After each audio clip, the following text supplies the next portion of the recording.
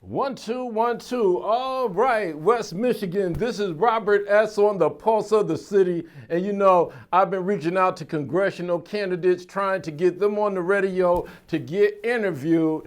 And a lot have backed away. The first to come in here and be brave, face the public, and give them the information they're looking for during this voting season is none other than congressional candidate John Gibbs. John Gibbs, welcome to the Pulse of the City. Thanks for having me on, Robert. Really appreciate it. All right. Well, John, it's good here to see you here. I want to discuss with you and ask you a little bit about the support your campaign has generated so far.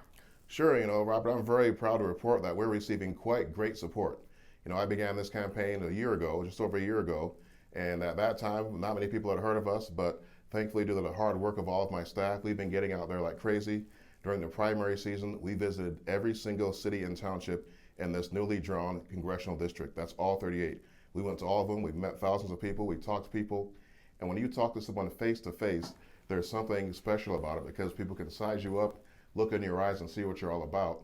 And that sometimes has more value than getting a mailer in the mail or seeing a TV commercial. So we think going out there and interacting with the people is something we see a lot of, and it's always growing every day.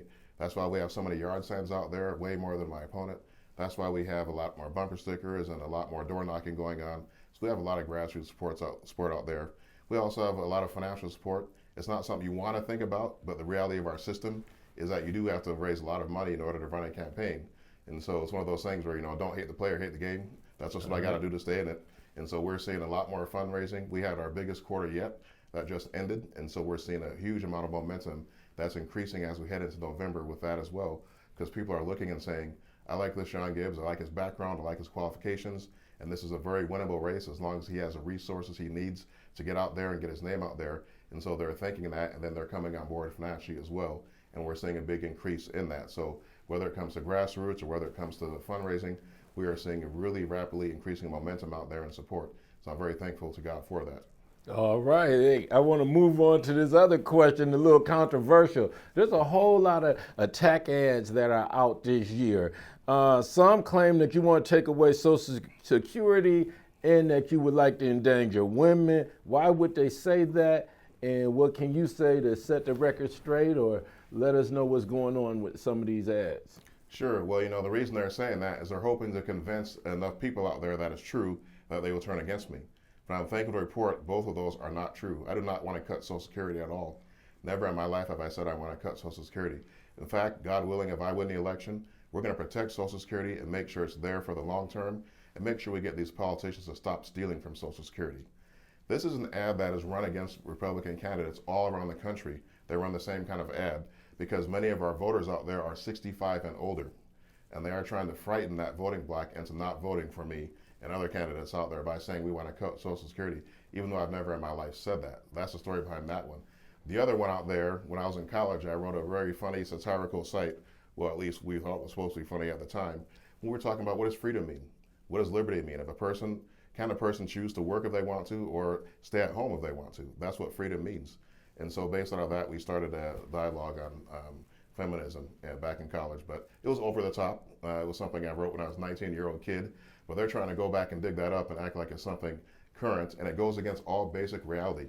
I have great women that work for me on my staff. My mom worked for 35 years for the Department of Transportation. If my mom had not worked for 35 years, I would not be where I am today. I'm out there campaigning. I want all voters. I want every woman voter out there, every male voter out there. I want everybody of every stripe to vote for me. So I want all people to vote.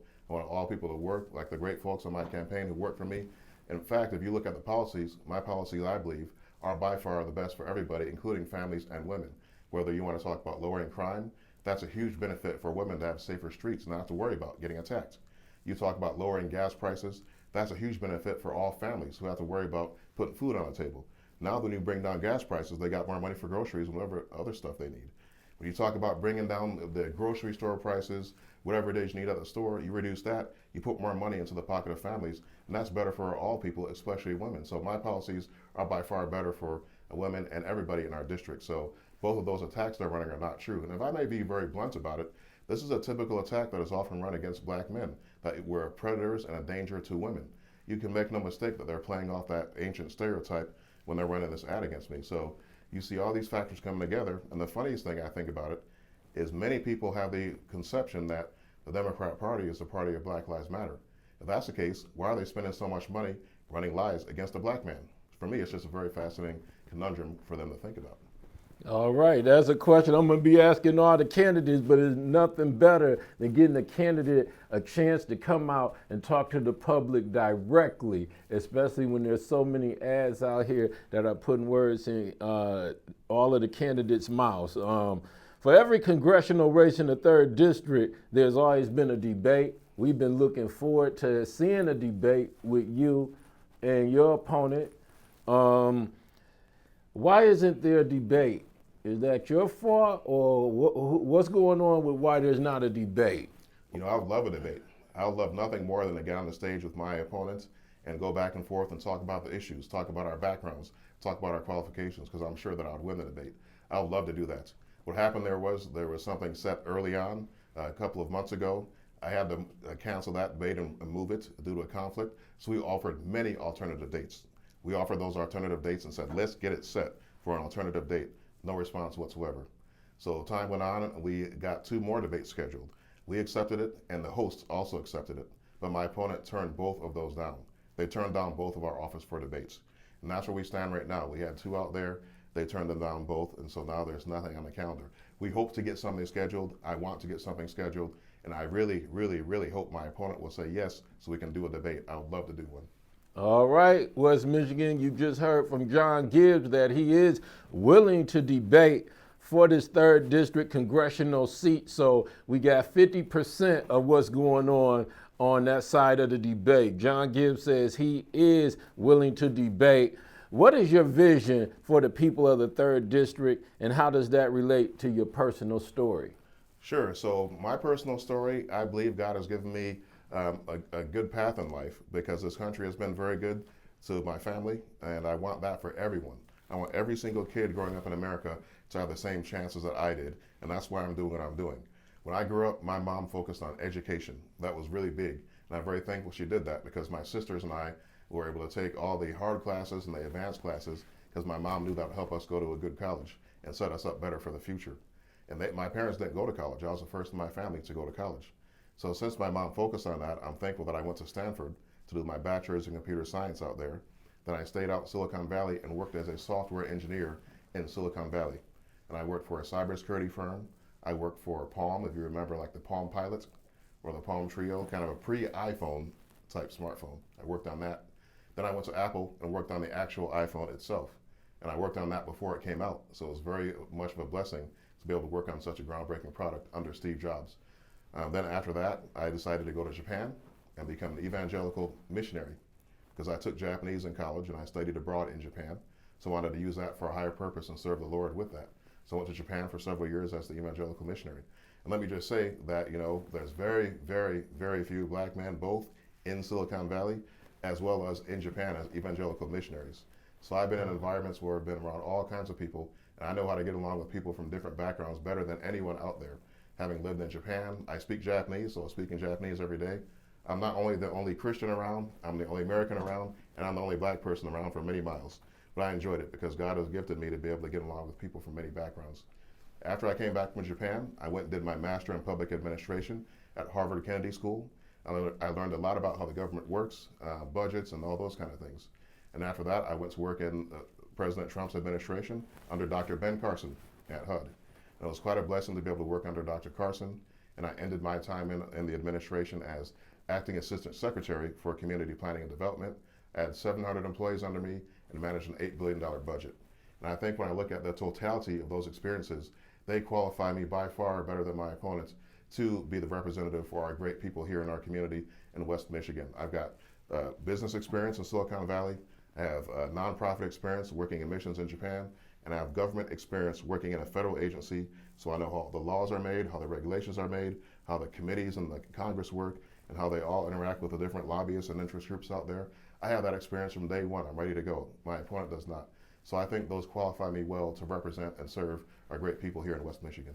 All right. Anyone tuning in to this interview right now, this is Robert S. Womack on the Pulse of the City, and we are interviewing the first congressional candidate to step up and take our offer to come on the radio and explain to the 3rd District why he's running for office and why you should vote for John Gibbs. We're putting this out to all of the congressional candidates, but like we said, John Gibbs, even knowing that I'm a Democrat, he's a Republican. He came into the lion's den today. He's standing up to these questions and letting everybody knows where he stands. We've redrawn the boundaries for the congressional district. The 3rd District has always leaned Republican, but now it is more weighted towards Democrats. So we want to know, why would Democrats and independents consider voting for you? Well, Robert, I think that's a very good question. And so you're right, this district being newly redrawn has become less a Republican than it was before. Now it's roughly 50-50, maybe slightly plus Democrat, maybe plus one. But I'm very confident that the background I have and the message I have for the people will appeal not only to Republicans, but also to people who are independents and even many people who are Democrats. The reason for that is my main focus is the economy. We have to put more money back in people's pockets because people are hurting. When people go to the gas station, they're hurting. When people go to the grocery store, they're hurting. People are having to pay twice as much at the grocery store as they were a couple of years ago. For folks who are really working hard and struggling, this is a big difference. People just a month ago when school started had to pick between groceries and school supplies for their kids. I can't allow that to happen. So the first thing I need to work on is getting these gas prices down so the good working folks out there can have more money in their pocket. Then I got to work on how do we reduce inflation so we can get these grocery store prices down and get more money in people's pockets that way. That way our folks have some leeway to get the things that their family needs and also to save something for their future as well. And I believe that agenda that I have is for everybody. If you're a Republican, Independent, Democrat, it doesn't matter. That helps everybody. Lowering your gas prices helps you if you're a Democrat. Lowering grocery store prices helps you if you're a Democrat. Getting the economy out of recession and into growth with more jobs, more business, and higher wages, that helps everyone. It doesn't matter if you're a Democrat, Independent, or Republican. So I believe that the policies we're fighting for and working for are things that will benefit everyone. And I believe that when the voters look at my background and my experience, they'll realize that I'm the best person and the most experienced person to achieve that agenda that benefits everybody. And that's why I believe we will win with many independents and even some Democrats voting for me. I was in Muskegon recently. A gentleman came up to me and said, "I'm voting for you, and I'm a Democrat. Is that okay?" I said, "Yes, sir. That is wonderful. That is beautiful. I love it. Thank you very much." All right. Well, I want to thank you for being a part of the Pulse of the City. Thank you for coming in here, being our first congressional candidate to come here and address the 3rd District or any district. None of the congressional candidates have come in yet.